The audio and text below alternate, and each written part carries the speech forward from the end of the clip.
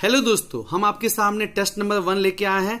और जैसा कि हमने 7 to 10 जेपीएससी में देखा था कि जेपीएससी ने सिलेबस के अलावा भी कुछ इंपॉर्टेंट क्वेश्चन जो है वो पूछे थे, तो हम लोग भी जो है कोशिश कर रहे हैं कि जो भी इंपॉर्टेंट चीज है उसको क्वेश्चन के फॉर्म में लेके आए। तो चलिए स्टार्ट करते हैं। पहला क्वेश्चन है पॉल्यूटर पे प्रिंसिपल, यानी कि प्रदूषक भुगतान सिद्धांत जो है ये कंसेप्ट किस संस्था के द्वारा लाई गई थी। दूसरा है प्रवासी प्रजाति की जो सुरक्षा है, जैसे कि आप देखते ही हैं कि अमेरिका से जो है ओलिव रिडली टर्टल जो है अपने अंडे देने के लिए उड़ीसा आता है, तो वो कौन सा कन्वेंशन है जो कि माइग्रेंट स्पीसीज को सुरक्षा प्रोवाइड करता है।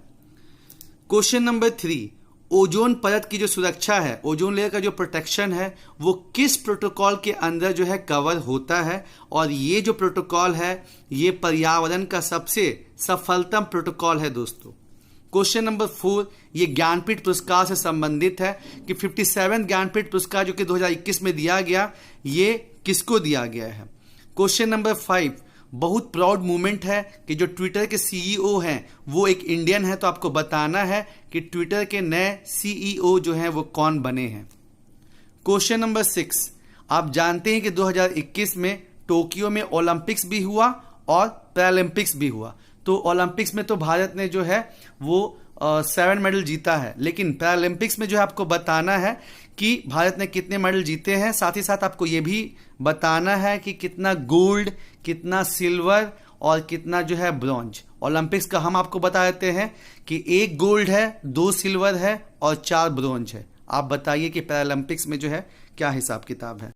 आगे बढ़ते हैं और देखिए दोस्तों, ये आपको जानना बहुत बहुत जरूरी है कि कोप 26 जो कि स्कॉटलैंड में हुआ था, वहां पे भारत ने जो है अपना आईएनडीसी लक्ष्य जो है वो चेंज कर दिया है। क्यों चेंज कर दिया है? क्योंकि जो है पहले आईपीसीसी ने कहा था कि अर्थ का टेम्परेचर 2 डिग्री सेल्सियस तक भी बढ़ेगा तो मतलब उतना प्रॉब्लम नहीं है, लेकिन अभी आईपीसीसी ने कहा है कि 1.5 डिग्री सेल्सियस से ज्यादा टेम्परेचर नहीं बढ़ना चाहिए। इसलिए सभी देशों को पेरिस क्लाइमेट चेंज के अंदर जो बोला गया है अपने आईएनडीसी लक्ष्य चेंज करने के लिए, तो भारत ने भी लक्ष्य को चेंज किया है। ये आपको डिटेल में जानना बहुत जरूरी है। क्वेश्चन नंबर 8, किस वर्ष भारत ने ऑफिशियली ये डिक्लेयर किया कि हम जो है न्यूक्लियर वेपन का इस्तेमाल पहले नहीं करेंगे, नो फर्स्ट यूज पॉलिसी। ये भारत ने ऑफिशियली किस वर्ष अपनाई थी, काफी इंपॉर्टेंट है। 2022 में अभी हाल ही फिलहाल में जो है बिम्स्टेक का कौन सा बैठक जो है वो श्रीलंका में हुआ है। ये आपको बता दें कि बिम्स्टेक का जो है 25 साल पूरा हो गया। क्वेश्चन नंबर 10, वो कौन सा राज्य है जिसने अभी हाल फिलहाल में 2022 में यूनिफॉर्म सिविल कोड इंप्लीमेंट करने के लिए रेजोल्यूशन जो है वो पास किया है। समान आचार संहिता जो है उसको पास मतलब लागू करने के लिए रेजोल्यूशन पास किया है। क्वेश्चन नंबर 11, और ये तो आप जानते होंगे कि जो यूनिफॉर्म सिविल कोड है ये एक डीपीएसपी है जो कि आर्टिकल 44 में आता है। क्वेश्चन नंबर 11, 105 संशोधन से 105वें संशोधन से कॉन्स्टिट्यूशन के किस अनुच्छेद में, आर्टिकल में जो है संशोधन हुआ है, और इस संशोधन से क्या हुआ है कि इस संशोधन से जो है बहुत इंपॉर्टेंट काम हुआ है। कौन सा? कि जो राज्य है वो सोशल इकोनॉमिक बेसिस पे जो है बैकवर्ड क्लास को आइडेंटिफाई कर सकते हैं। 102 संशोधन से क्या हो गया था कि ये पावर जो है बस प्रेसिडेंट तक सीमित रह गई थी। क्वेश्चन नंबर 12 बहुत इंपॉर्टेंट है, प्लास्टिक का जो कचरा होता है इस पे बैन है, इसको किस कन्वेंशन में शामिल किया गया है। ठीक है, मतलब वेस्ट को लेके जो है, कचरे को लेके जो है, या हार्मफुल प्रोडक्ट को लेके जो है 3 इंपॉर्टेंट कन्वेंशन जो है इंडिया ने साइन किए हुए हैं। रॉटरडैम कन्वेंशन है, बेसल कन्वेंशन है, स्टॉकहोम कन्वेंशन है। तीनों आपको जानना बहुत बहुत जरूरी है दोस्तों। अब यहां देखिए, ये झारखंड के कॉन्टेक्स्ट में है। यहाँ पे राजकोषीय घाटा का मैंने आपको बताया है और ईयर बताया है कि 2020-21 में जो राजकोषीय घाटा था वो 4.7% था। 2021-22 में जो है 2.1% था। 2022-23 में 2.83% था। आपको बताना इसमें से क्या सही नहीं है। 1, 2, 3, 4 में ऑप्शन दिया है 1 and 2, 5th में ऑप्शन दिया है 2 and 3। देखिए क्वेश्चन का जो अब डायमेंशन है चेंज हो रहा है, तो ऑप्शन का जो डायमेंशन है वो भी चेंज होगा।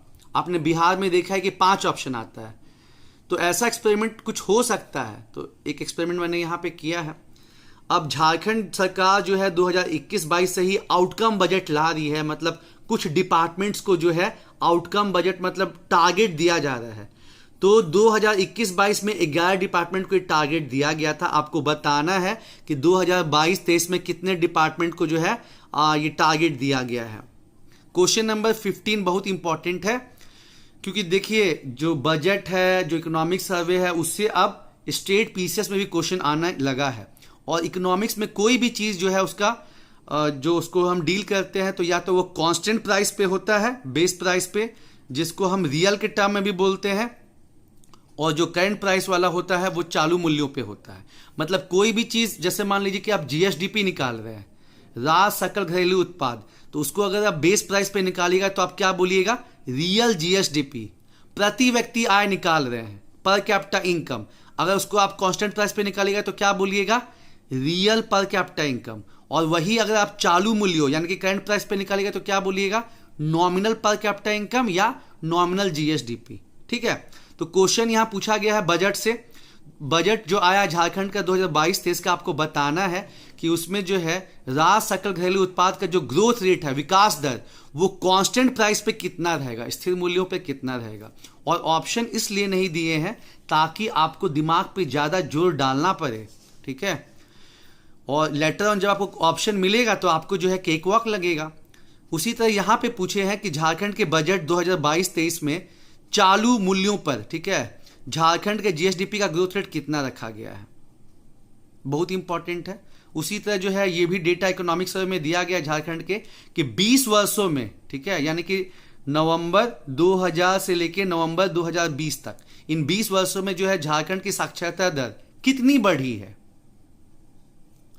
क्वेश्चन नंबर 18 जो है इंडिया का बहुत इंपॉर्टेंट क्वेश्चन है। जैसे आजादी के बाद पहले जो है कांग्रेस ये चीज मानता था कि भाषा के आधार पर जो है राज्यों का गठन होना चाहिए, लेकिन बाद में कांग्रेस जो है इसको ठीक नहीं समझने लगा, जेवीपी कमेटी बनी, और उसके बाद जो है मतलब पहले धर कमेटी फिर जेवीपी कमेटी, दोनों कमेटी ने भाषा के आधार पर जो है राज्यों का गठन करने से इनकार कर दिया, क्योंकि आप जानते ही हैं कि धर्म के आधार पर देश बढ़ चुका था। लेकिन जो है आंध्र प्रदेश में मतलब पोटी श्री मल्लू ने जो है फास्ट रखा, उनका डेथ हो गया, और उसके बाद भाषा के आधार पर आंध्र प्रदेश को सबसे पहला स्टेट बनाना पड़ा। साथ ही साथ राज्य पुनर्गठन आयोग का गठन करना पड़ा। और तो आपको बताना कि इसके हेड कौन है। 1953 में ये जो है कमीशन बना था, 1955 में रिपोर्ट सबमिट किया था, और 1956 में एक्ट आया था। ठीक है, बहुत इंपॉर्टेंट है, बहुत इंपॉर्टेंट। आगे बढ़ते हैं। जैसे कि मैंने बताया कि आजकल जो है स्टेट पीसीएस में कांस्टेंट प्राइस, करंट प्राइस वाला जो क्वेश्चन है, जो कि नॉर्मली यूपीएससी पूछता था, वो अब पूछने लगा है, तो आप इससे बच नहीं सकते हैं। ठीक है, चालू वित्तीय वर्ष का 2022-23 का, एट द सेम टाइम 2021-22 का, दोनों को आपका जानना बहुत बहुत जरूरी है। तो यहां फिर से मैंने क्वेश्चन पूछ दिया है कि कांस्टेंट प्राइस पर, स्थिर मूल्यों पर, यानी कि आपका रियल हो जाएगा, झारखंड का जीएसडीपी का ग्रोथ रेट कितना है, ठीक है, विकास दर कितना रहा। और फिर क्वेश्चन नंबर 20 में पूछा कि चालू मूल्यों पर झारखंड का ग्रोथ रेट कितना रहा। ठीक है, उसी तरह इकोनॉमिक सर्वे में 2020-21 का जो है डेटा दिया हुआ है कि स्थिर मूल्यों पर प्रति व्यक्ति आय कितना, और चालू मूल्यों पर प्रति व्यक्ति आय। जो स्थिर मूल्य होता है वो क्या होता है, रियल, और जो चालू मूल्य होता है वो होता है नॉमिनल। और एक चीज, हमेशा जो चालू मूल्य होता है वो ज्यादा रहता है। क्यों? क्योंकि उसमें जो महंगाई है उसका डेटा इंक्लूडेड रहता है, सम्मिलित रहता है। इसीलिए आप करंट प्राइस पे कोई भी चीज देखेंगे, चालू मूल्य पे कोई भी चीज देखेंगे, या नॉमिनल कोई भी चीज देखेंगे, तो वो हमेशा करंट से ज्यादा रहता है। ठीक है, एग्जाम्पल के तौर पे अगर करंट पे अगर 4 लाख रहेगा, 4 लाख करोड़ मान लीजिए, एक एग्जाम्पल बोलते हैं, तो आप देखिएगा कि अगर वो कांस्टेंट प्राइस पे, स्थिर मूल्यों पे 4 लाख करोड़ रहेगा, तो आप देखेंगे क्या कि वो करंट प्राइस पे कितना है, 6 लाख करोड़। ठीक है, ये जीएसडीपी के टर्म में बात कर रहे हैं, प्रति व्यक्ति नहीं, एक एग्जाम्पल बात की। ठीक है, आगे आप जानते हैं कि भारत जो है वो नेपाल, चाइना, थोड़ा बहुत अफगानिस्तान, बांग्लादेश, ये सब से जो है बॉर्डर शेयर करता है। तो आपको बताना है कि भारत जो है चाइना के साथ, नेपाल के साथ, पाकिस्तान के साथ, बांग्लादेश के साथ, अफगानिस्तान के साथ, किस देश के साथ सबसे ज्यादा बॉर्डर शेयर करता है। क्वेश्चन नंबर 24, 2023 में तो G20 का समिट कहां पे होगा, भारत में। तो मैंने आपसे पूछा है कि 2022 में G20 का समिट जो है किस देश के द्वारा होस्ट किया गया। ठीक है, और 25 बहुत इंपॉर्टेंट है, भारत किस वर्ष जो है गगनयान मिशन भेजेगा यारो, बहुत इंपॉर्टेंट है। आगे बढ़ते हैं। पर्यावरण पे एक बहुत इंपॉर्टेंट किताब है जो कि 1962 में आई थी, साइलेंट स्प्रिंग, जिसमें पहली बार बताया गया था कि इंसेक्टिसाइड पेस्टिसाइड का वातावरण पे जो है कितना हार्मफुल इंपैक्ट हो रहा है। और इस वजह से, चूंकि ये पहला किताब था ऐसा, आपको जो है ऑथर का नाम जानना बहुत बहुत जरूरी है। तो आपको बताना है कि जो साइलेंट स्प्रिंग है इसके ऑथर कौन थी। उसके बाद किगाली समझौते से किसको मॉन्ट्रियल प्रोटोकॉल में जोड़ा गया है, और ये काम अमेरिका के प्रेशर में किया गया था। उसके बाद एससीओ में अभी तक 8 सदस्य थे, हाल ही फिलहाल में 9वां सदस्य उसका बना है। तो दोस्तों आपको बताना है क्वेश्चन नंबर 28 में कि जो संघाई कोऑपरेशन ऑर्गेनाइजेशन है इसका 9वां सदस्य कौन बना है।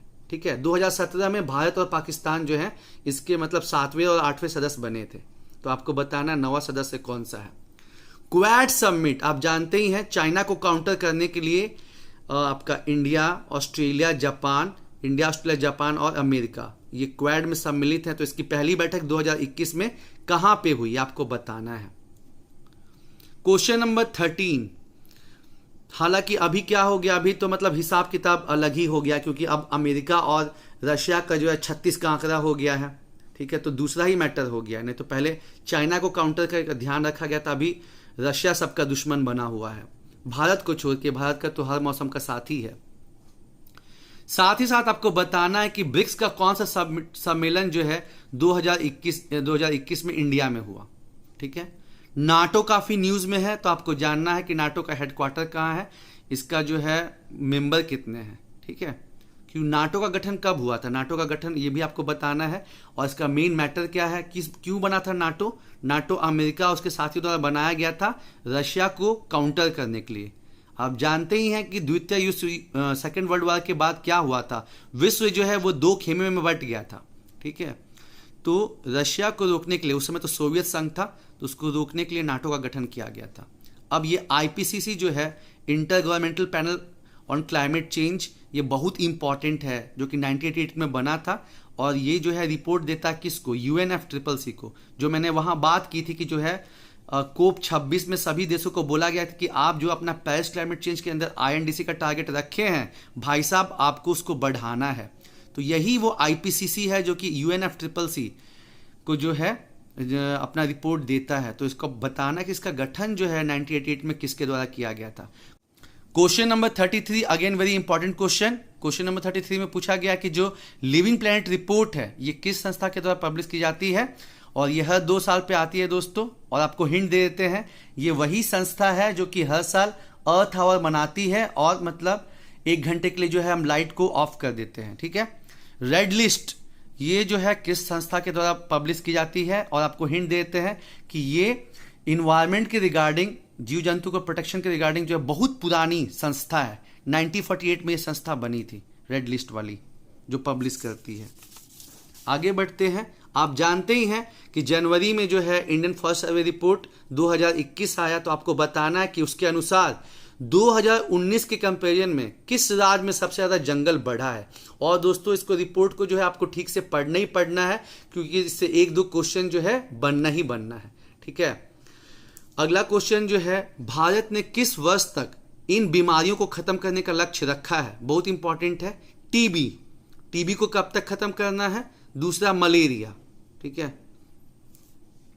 Question number 37, at present WTO में जो है टोटल कितने सदस्य हैं, ये क्वेश्चन जेपीएससी मेंस में भी पूछा गया था। क्वेश्चन नंबर 38, आप जानते ही हैं कि झारखंड के सोहराय और कोहबर पेंटिंग को जो है GI टैग मिला है। यह मेनली झारखंड के किस डिस्ट्रिक्ट में प्रैक्टिस की जाती है, और साथ ही साथ आपको यह बताना है कि सोहराय का जो है सब्जेक्ट क्या रहता है, कोहबर का सब्जेक्ट क्या रहता है। जैसे कि मैंने बताया कि क्वेश्चन का पैटर्न बढ़ रहा है, तो आपको दोस्तों अच्छे से टॉपिक्स को पढ़ना बहुत बहुत जरूरी है। ठीक है, क्वेश्चन नंबर 39 भी पेंटिंग पे है कि जो जादू पटिया पेंटिंग है ये किस जनजाति द्वारा प्रैक्टिस की जाती है। क्वेश्चन नंबर 40, 2022 में झारखंड से किनको मरणोपरांत जो है पद्मश्री दिया गया है। क्वेश्चन नंबर 41, राज्यसभा में यह बिल पास हो गया है, कौन सी जो कम्युनिटी है वो झारखंड की 33वीं अनुसूचित जनजाति बनने वाली है। आप जानते हैं कि झारखंड में 32 अनुसूचित जनजाति है, जिसमें से कि 8 जो है और भी बैकवर्ड है, आदिम जनजाति है। और आदिम जनजाति में सबसे बैकवर्ड मतलब आदिम जनजाति में सबसे बड़ी जनजाति कौन सी है, जिसको हम प्रिमिटिव ट्राइबल ग्रुप भी बोलते हैं, माल पहाड़िया। और ऐसे जनजाति में 32 में सबसे बड़ी कौन सी है, संथाल। नंबर 2 पे कौन सा है, उडांव। नंबर 3 पे कौन सा है, मुंडा। नंबर 4 पे कौन सा है, हु। साथ ही साथ जो है आप ये भी जान जाइए, जैसे क्या पूछ लेता है कि भाई इनका जो है पंचायत व्यवस्था बताइए। तो जो संथाल है उनका है मांझी परगना सिस्टम। एसएमपी जो उडांव है उनका है पढ़ा पंचायत। ओपीपी जो मुंडा है उनका है मुंडा शासन व्यवस्था। एमएमएस और जो हो जनजाति है इनका है मुंडा मानकी। तो ये जो 4 जनजाति है 32 में से नंबर 1 पे संथाल है। कौन सा सिस्टम है भाई, मांझी परगना सिस्टम, एसएमपी। जो सेकंड पे है उडांव है, कौन सा सिस्टम है, पढ़ा पंचायत, ओपीपी। जो आपका मुंडा है उसका कौन सा है, मुंडा शासन व्यवस्था। और जो लास्ट है मतलब जो 4th नंबर पे है हो जनजाति का क्या है, मुंडा मानकी सिस्टम। बहुत इंपॉर्टेंट है, जनजाति से जो है काफी क्वेश्चन बनता भी है। आगे बढ़ते हैं, क्वेश्चन नंबर 42। इंडिया में कितने हॉटस्पॉट हैं और उनके नाम भी आपको बताना है। ऑप्शन इसलिए नहीं दिए हैं ताकि आप इन क्वेश्चंस को ढूंढे और उसको लिखे कॉपी में, क्योंकि जब कोई चीज अपने से ढूंढ के लिखी जाती है तो वो दिमाग में ज्यादा टाइम तक रहती है। और हम ऐसे ही टेस्ट सीरीज आपके लिए लाएंगे ताकि आपको एक से बढ़कर एक क्वेश्चन जानने को समझने को मिले। Question number 43। वर्ष 2021-22 में किस देश ने सबसे ज्यादा भारत में इन्वेस्ट किया? पहले मॉरिशस था लेकिन अब वो चेंज हो चुका है। Question number 44। आवश्यक वस्तु अधिनियम, जिसमें कि जो है संशोधन भी किया गया था लेकिन फिर वापस ले लिया गया, तो आपको बताना है कि मतलब ये अधिनियम कब बना था। अब ये तो सबको पता है कि जो नेशनल डिजास्टर मैनेजमेंट एक्ट है वो 2005 में आया, पर क्या आप ये बता सकते हैं कि जो राष्ट्रीय आपदा प्रबंधन नीति है, policy, national disaster management policy, यह कब आई थी? Question number 46। National disaster management plan कब बना था? एक्ट सबको पता रहता है, ठीक है। और इसमें यही जान जाइए कि सेंदई फ्रेमवर्क बहुत जरूरी है। ये अंतर्राष्ट्रीय फ्रेमवर्क है कि जो भी देश अपने यहां आपदा प्रबंधन से कोई भी चीज करेगा 2030 तक, उसको जो है ये फ्रेमवर्क पूरा करना पड़ेगा। सिंपल क्वेश्चन पूछ सकता है कि सेंदई फ्रेमवर्क का संबंध जो है वो किससे है, तो आपका क्या जवाब हो जाएगा, आपदा प्रबंधन से। क्वेश्चन नंबर 47 बहुत इंपॉर्टेंट है। भारत किस एग्रो क्लाइमेटिक जोन में आता है? कृषि जलवायु क्षेत्र में आता है। जो प्लानिंग कमीशन है उसने भारत को 15 एग्रो क्लाइमेटिक जोन में बांटा था, तो आपको बताना है कि झारखंड किस में आता है। 6 में आता है, 7 में आता है, 8 में आता है, 9 में आता है। इसमें एक और क्वेश्चन बनता है कि झारखंड के अंदर मतलब झारखंड को हम कितने एग्रो क्लाइमेटिक जोन में बांट सकते हैं, वो एक अलग क्वेश्चन हो जाएगा। स्टूडेंट्स यहां कंफ्यूज हो जाते हैं। झारखंड खुद किस एग्रो क्लाइमेटिक जोन में आता है, ये एक अलग क्वेश्चन है। और झारखंड में कितने एग्रो क्लाइमेटिक जोन है, तो झारखंड में 3 एग्रो क्लाइमेटिक जोन है, कृषि जलवायु क्षेत्र। लेकिन यहां आपसे पूछा गया है कि झारखंड किस एग्रो क्लाइमेटिक जोन में आता है। उसके बाद ये आप जानते हैं कि arm force special power act जो है ये कुछ राज्यों में लगता है और कहीं कहीं इसका दुरुपयोग भी होता है। तो आपको बताना है कि ये जो एक्ट अधिनियम कब बना था और किन किन राज्यों में ये लागू होता है। आपको ऑप्शन में दे देगा, 3-4 नाम बोलेगा कहां लागू नहीं होता है। उसके बाद चीफ सेक्रेटरी, मुख्य सचिव जो रहते हैं, ये बहुत इंपॉर्टेंट है, तो आपको झारखंड का जानना है। और जो मिस्टर राजीव गौबा है वो तो कैबिनेट सेक्रेटरी हैं, कैबिनेट सचिव हैं इंडिया के, मतलब ओवल और ब्यूरोक्रेसी के हेड। लेकिन राज की ब्यूरोक्रेसी के हेड कौन है, राज के नौकरशाही के हेड कौन है, तो वो आपको जानना है, उनका नाम बहुत जरूरी है। साथ जो है आपको state women commission, state information commission, उसके बाद state election commission, advocate general, इन लोगों के भी नाम जानना बहुत बहुत जरूरी है दोस्तों। उसके बाद भारत के जो पहले लोकपाल उनका नाम बताइए। और दोस्तों जो सबसे फेमस जो मेरा कोटेशन है वो ये है कि अगर सच्चे दिल से चाहो तो पूरी कायनात तुमको उससे मिलाने में लग जाती है। तेज और कमजोर कोई नहीं होता है, जो जम के मेहनत करेगा वो सक्सेस ले जाएगा यारो, ठीक है, आप स्कूल में कॉलेज में अच्छा किए हैं नहीं किए हैं वो एक अलग बात है, लेकिन कंपटीशन जो है एक अलग चीज है। आप जो है 10 साल आपका पढ़ाई छूट गया है, 6 साल पढ़ाई छूट गया है, अरे कोई बात नहीं, क्योंकि सपनों की उम्र नहीं होती, जब जागो तभी सवेरा। अभी जो है जेपीएससी का फॉर्म 10-15 मई तक आ सकता है, आने की उम्मीद है, मतलब मई में आना ही आना है। तो दोस्तों ये हाई टाइम है कि जम के मेहनत की जाए, क्योंकि जितना ज्यादा मेहनत होगा उतना ज्यादा नंबर आएगा और उतना ज्यादा सक्सेस का चांस ज्यादा रहेगा दोस्तों। ठीक है, तो हम आगे आपके लिए और भी इंपॉर्टेंट क्वेश्चन लाएंगे। इन क्वेश्चंस के आंसर ढूंढिए और करिए और समझिए और अपने दोस्तों के साथ भी शेयर कीजिए, क्योंकि शिक्षा एक चीज है जो जितना शेयर करेंगे उतना ही बढ़िया रहेगा। सामने वाला भी आपको कुछ कुछ बताएगा और फिर सक्सेस उतना ही सिक्योर हो जाएगा। चलिए दोस्तों, ऑल द बेस्ट, मेहनत होगी जीत होगी। धन्यवाद।